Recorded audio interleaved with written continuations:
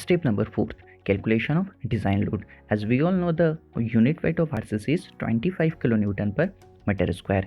जब भी हमें RCC सेक्शन का वेट निकालना होगा, so weight density into volume कर दीजिए. Finally we got the weight of section. Volume equal to area into width of section. Okay, so यहाँ पर स्टेयर केस की अगर बात करें तो स्टेयर केस के जो कंपोनेंट्स हैं वो है लैंडिंग, वेस्ट स्लैब और स्टेप्स. सो इन सभी का हमें यहाँ पर डेड लोड निकालना होता है. तो स्टार्ट करते हैं हम वेस्ट स्लैब से.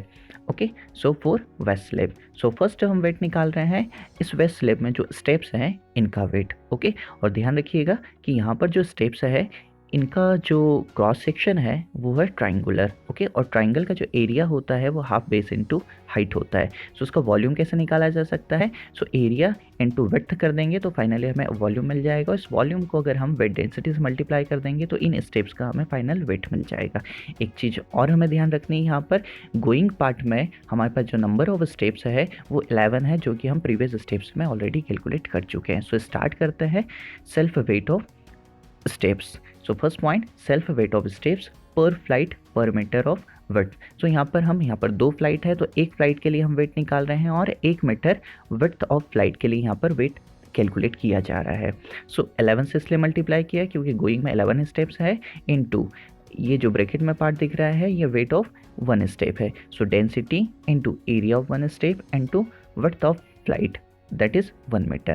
So 11 into density of RCC is 25 into area of 1 step. यहाँ पे देखा जा सकता है हाफ बेस इंटू हाइट, क्योंकि जो स्टेप का क्रॉस सेक्शन है वो ट्राइंगल है, into 1 metre width of flight. So 11 into 25 into half into base. Base क्या हो जाएगा? ट्रेड के इक्वल हो जाएगा, इंटू हाइट. हाइट किसके इक्वल हो जाएगा? हाइट राइजर के इक्वल हो जाएगा, into 1 metre of flight. Finally we got the 6.2 kilo newton total weight of 11 steps. Okay, अब ये जो 11 स्टेप्स का वेट है फर्दर स्टडी के लिए हमें इसे वेस्ट स्लैब पर एज अ यूडीएल अप्लाई करना है. सो जब हमें एज अ यूडीएल अप्लाई करना है मीन्स पर मीटर लेंथ के लिए हमें यहाँ पर वेट निकालना है. सो हम क्या कर सकते हैं कि टोटल वेट है उसे इस incline length of waist slab से अगर डिवाइड कर दे तो finally we got the weight per metre of waist slab. Okay, so यहाँ पर वही निकाल रहे हैं weight per metre of waist slab equal to total weight 6.2 divide by incline length of waist slab that is 3.69.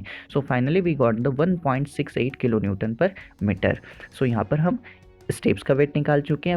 Wait निकाल लेते हैं self weight of waist slab. So second point, self weight of waist slab per flight per metre of width. Okay, so यहाँ पर हमें simple सा formula apply करना है wait density into volume का. सो वेट डेंसिटी आरसीसी की 25 into यहाँ पर इतना पार्ट ये वॉल्यूम है. सो ये 1 मीटर फ्लाइट विड्थ हो गया इंटू 0.325 थिकनेस या overall depth of waist slab हो गया into 3.69 incline length of waist slab हो गया. सो फाइनली यहाँ पर 30 किलो न्यूटन का टोटल वेस्ट स्लैब का लोड आ जाता है.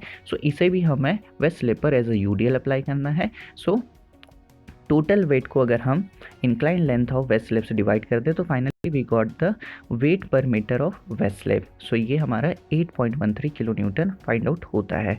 ओके, सो ये तो था डेड लोड. अब इस वेस्ट स्लैब पर थर्ड जो लोड है वो लाइव लोड अप्लाई होने वाला है. लाइव लोड हमें IS 875 से मिलने वाला है. सो यहाँ पर 2 केस है. पहला केस जो है वो stairs liable to over crowding.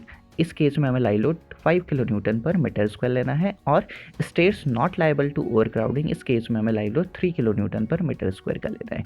सो यहाँ पर क्वेश्चन में हमें पॉइंट फर्स्ट वाली कंडीशन दी तो यहाँ पर लाइव लोड हम 5 kilo newton per metre square लेने वाले हैं. So point number third, live load on waist slab per flight per metre of width. So 5 kilo newton per metre square. तो यहाँ पर जो फोर्स है वो मीटर स्क्वायर में दिया हुआ है. सो यहाँ पर हम कैलकुलेट कर रहे हैं per metre of flight width of flight के लिए, तो 1 से मल्टीप्लाई कर दिया. So finally we got the 5 kilo newton per metre. So यहाँ पर हम टोटल वर्किंग लोड निकाल लेते हैं. So total working load is 1.68 plus 8.13 plus 5. So finally we got the 14.81 kilo newton per metre of working load. So as per LSM method यहाँ पर हमें total working load को कन्वर्ट करना होगा design load में with the help of load factor. Load factor concrete के लिए 1.5 होता है. सो total working load for waste slab हम 14.81 फाइंड आउट कर चुके हैं। इसे 1.5 के लोड फैक्टर से मल्टीप्लाई कर लेते हैं। So finally design load for waste slab हमारे पास 22.22 किलो न्यूटन पर मीटर आ जाता है। सो इस डिज़ाइन लोड का अरेंजमेंट आप फिगर 6 में अरेंजमेंट ऑफ डिज़ाइन लोड में देख सकते हैं, जो कि 3.3 मीटर के स्पान पर एज ए यूडीएल अप्लाई कर दिया गया है।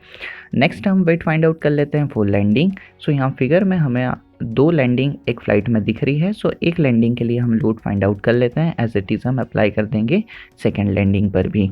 सो फर्स्ट पॉइंट सेल्फ वेट पर landing. So weight equal to weight density into volume. So 25, it is the weight density of RCC into BDL. So B is the width of landing, that is 1 meter width.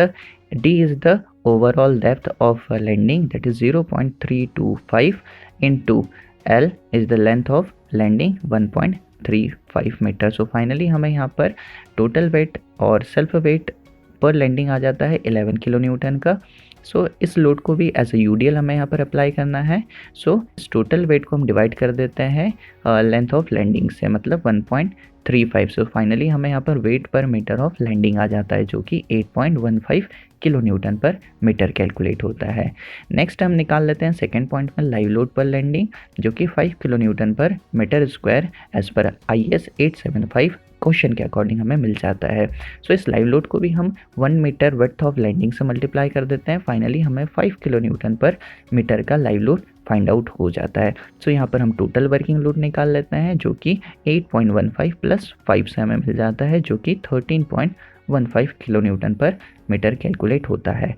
सो इस working load को भी हम with the help of load factor design load में convert कर लेते हैं, जो कि 19.72 kilo newton per metre calculate होता है।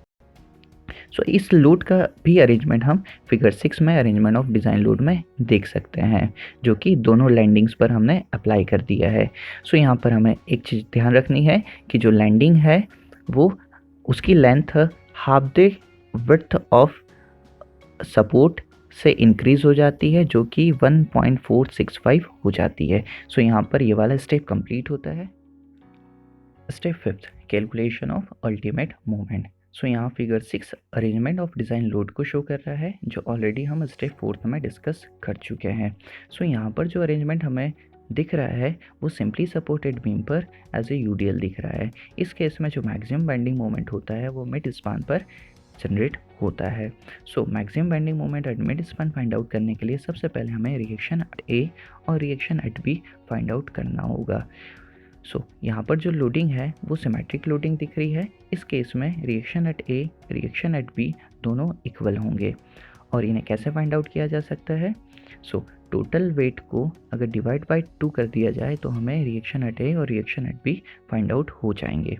सो हम फाइंड आउट कर लेते हैं।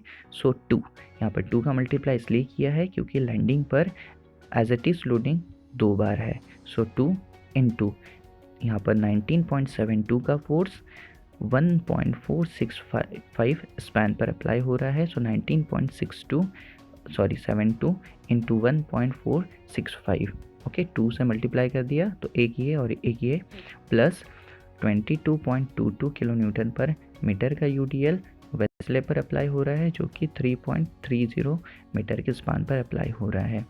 इस टोटल वेट को डिवाइड बाय 2 कर देते हैं। सो फाइनली हमें आर ए और आर बी मिल जाएगा, जो कि 65.55 किलो न्यूटन कैलकुलेट हो रहा है। अब हम फाइंड आउट कर लेते हैं bending moment at mid span MU ultimate moment. Okay, so moment का फॉर्मूला होता है फोर्स इनटू परपेंडिकुलर डिस्टेंस। यहाँ पर क्लॉकवाइज मोमेंट्स को पॉजिटिव और एंटी क्लॉकवाइज मोमेंट्स को नेगेटिव लिया है, और मोमेंट यहाँ पर हम मिड स्पान के अबाउट फाइंड आउट कर रहे हैं। ओके, सो सबसे पहले मोमेंट निकाल लेते हैं इस RA फोर्स की वजह से। सो RA फोर्स मिड स्पान की अबाउट क्लॉकवाइज मोमेंट देगा। सो यहाँ पर पॉजिटिव हो गया, और RA की जो वैल्यू है वो है 65.55। सो ये हो गया फोर्स इनटू परपेंडिकुलर डिस्टेंस। सो RA से लेकर मिड स्पान तक की जो डिस्टेंस है वो 6.23 डिवाइड बाई 2 से हमें मिल जाएगी। सो ये RA की वजह से मोमेंट आ गया, जो कि क्लॉकवाइज है, इसलिए पॉजिटिव अब नेक्स्ट मोमेंट निकाल लेते हैं लैंडिंग की वजह से। सो लैंडिंग पर 19.72 किलो न्यूटन पर मीटर का 1.465 पर फोर्स अप्लाई हो रहा है, जो कि मिड स्पान के about anti clockwise moment generate करेगा, इसलिए यहाँ पर नेगेटिव ले लेते हैं।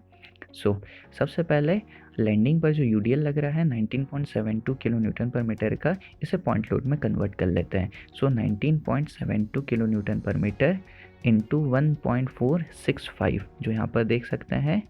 ओके, अब ये कॉन्सेंट्रेट कहाँ पर करेगा, 1.465 के स्पान के मिड पर। ओके, सो मिड से लेकर यहाँ तक की डिस्टेंस निकाल लेते हैं जहाँ से बड़ा वाला यूडीएल स्टार्ट हो रहा है, जो कितनी हो जाएगी 1.465 divide by 2। Okay, plus so mid span से यहाँ तक की डिस्टेंस आ गई, बट हमें मोमेंट फाइंड आउट करना है mid span of total span. Okay, so अब यहाँ से यहाँ तक की डिस्टेंस कैसे निकाल सकते हैं, सो 3.3 मीन्स ये वाला स्पैन डिवाइड बाई 2। सो ये हो गया फोर्स, ये हो गया परपेंडिकुलर डिस्टेंस, कहाँ से, मिड स्पान ऑफ लैंडिंग से लेकर mid span of total span. Okay, अब नेक्स्ट हम निकाल लेते हैं 22.22 kilo newton per metre waste slab के यूडीएल की वजह से मिड स्पान पर मोमेंट। सो ये भी यहाँ पर मिड स्पान के about anti clockwise moment generate करेगा।